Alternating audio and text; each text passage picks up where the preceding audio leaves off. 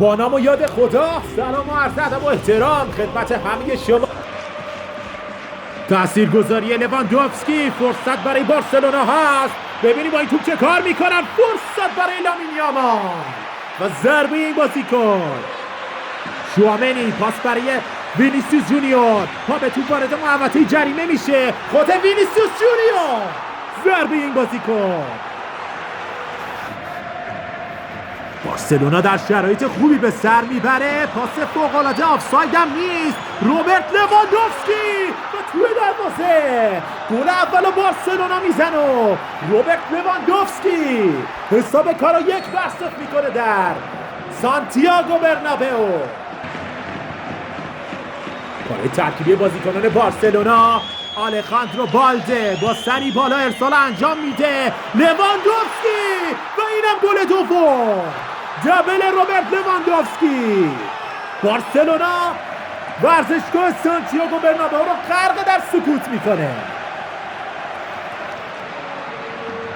واقعا رئال در حد و اندازه خودش ظاهر نشده. فرصت برای امباپه و باز هم پینیا. اولمو با سری بالا، یه پاس تو عمق فوق‌العاده. روبرت لواندوفسکی دیگه چیو میخواست گل کنه لوا. بارسلونا کاملا توی لحظات سوار بر بازیه. لامین یامال پاس تو عمق برای لواندوفسکی و باز هم توپی که لوا گل نمیکنه. چه گل نزنی شده. بارسلونا با این برد شانس خودشو برای قهرمانی بیشتر و بیشتر میکنه. حالا رافینیا، فرصت دیگه برای بارسلونا. لامین یامال و توی دروازه گل سوم رو هم بارسلونا میزنه. لامین یامال پسر 17 ساله اسپانیایی دروازه لونین رو باز میکنه.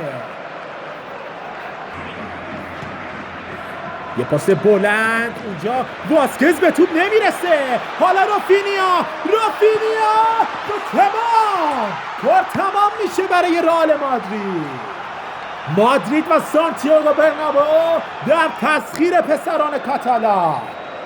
باور نکردنی این رافینیا از زمانی که فلیک اومده به بارسلون واقعا احیا شده این بازیکن. لونینی که نمیتونست کاری کنه. لامین یامال، این 3-4 نفر اونجا گیر افتاده و توپشو میزنن و سوت پایان بازی با برتری 4-0 بارسلونایی ها به اتمام میرسه.